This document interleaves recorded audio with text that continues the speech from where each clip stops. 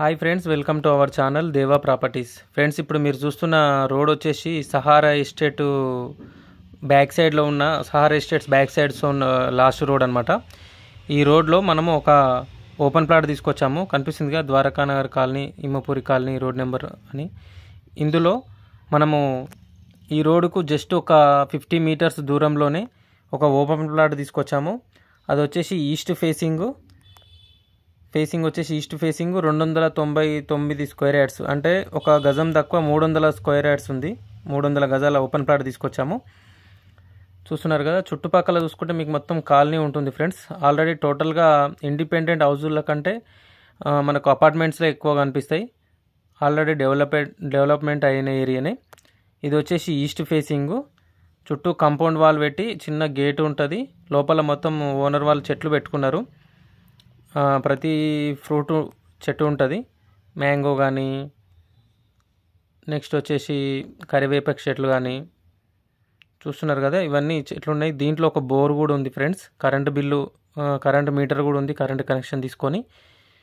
Already దీంట్లో ఒక 3 rooms అయితే వేయడం జరిగింది. అది కూడా 3 రేకుల రూములు ఉన్నాయి, ఒక వాష్రూమ్ కూడా ఉంది. 2 రూములు అయితే రెంట్కి ఇచ్చారు. ఒక రూమ్కి 3000, ఒక రూమ్కి 3000, అంటే 6000 రెంట్ వస్తుంది. ఒక రూమ్లో వచ్చేసి ఓనర్ వాళ్ళ సంబంధించిన గోదాం మెటీరియల్ పెట్టుకున్నారు. చెట్లకు సంబంధించిన పెస్టిసైడ్స్ కానీ, దానికి సంబంధించిన ఎరువులు కానీ. ఈ రేకుల రూములు. ఇది వచ్చేసి లొకేషన్ చూసుకుంటే మన్సూరాబాద్ విలేజ్ కిందకి వస్తుంది, Hayathnagar mandal, Rangareddy district. Plot number చూసుకుంటే ప్లాట్ నెంబర్ వచ్చేసి 107. డైమెన్షన్ చూసుకుంటే రోడ్ ఫేసింగ్ వచ్చేసి 45.1 వస్తుంది.